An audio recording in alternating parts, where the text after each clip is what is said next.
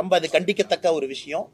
ஏன்னா ஒரு கிரிமினல் சட்டத்தில் பார்த்தீங்கன்னா நம்ம ஒரு ஐபிசி பீனல் கோட் இன்னைக்கு பிஎன்எஸ் ஒரு ஒரு கிரைமை வந்து 3 ஏஜா பிரிப்பாங்க. 8 வயசு, 8லிருந்து 12 வயசு, 12லிருந்து 18, 16 அது மாறுதுங்க டிபெண்டிங் ஆன் த ரேட்.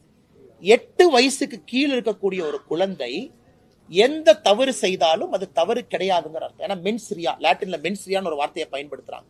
அப்பனா அந்த குழந்தைக்கு மனசளவுல சைக்காலஜிக்கல் அளவுல தப்பு செய்யணும் அப்படிங்கிற எண்ணம் அந்த குழந்தைக்கு உருவாகிறத 8 வயசை தாண்டி. 8 வயசு கீழே அவங்க குழந்தை. அதனாலதான் நம்முடைய பீனல் கோட்ல கிரிமினல் சட்டத்துல பாத்தீங்கன்னா பிலோ 8 இயர்ஸ் நோ அஃபென்ஸ்.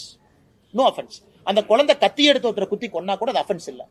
ஏன்னா தெரியாம குத்திட்டாங்க, ஏன்னா மென்ஸ்ரியா டெவலப் ஆகல. இது வந்து ஒரு பேசிக் காமன் சென்ஸ். ஒரு ஐஏஎஸ் படித்து விட்டு ஒரு மாவட்டத்தினுடைய ஆட்சியராக இருக்கக்கூடிய அதிகாரி ஒரு 3.5 வயசு இருக்கக்கூடிய குழந்தை பாலியல் வன்கொடுமையில் அந்த குழந்தை மாட்டியிருக்காங்க. அந்த குழந்தை மாட்டினதுக்கு காரணம் அந்த குழந்தையினுடைய நடவடிக்கை சரியில்லை, அந்த குழந்தை அவங்களை இன்சல்ட் பண்ணாங்க, அதனாலதான் அந்த குழந்தையின் மீது பாலியல் வன்கொடுமை நடத்தப்பட்டதுன்னு சொன்னதை வன்மையா கண்டிக்கிறோம். அதே நேரத்தில் மாநில அரசை நான் பாராட்டுறேன்.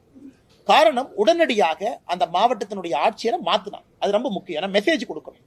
ஒரு மாநிலத்தினுடைய அரசு இது போன்ற அதிகாரிகள் தவறு செய்யும் பொழுது உடனடியா மெசேஜ் பப்ளிக் கொடுக்கணும். நேத்து மாநில அரசு உடனடியா அந்த ஆட்சியரை மாத்தி இன்னொரு ஆட்சியரை போட்டிருக்காங்க. அது வரவேற்கப்பட வேண்டிய ஒரு விஷயம்.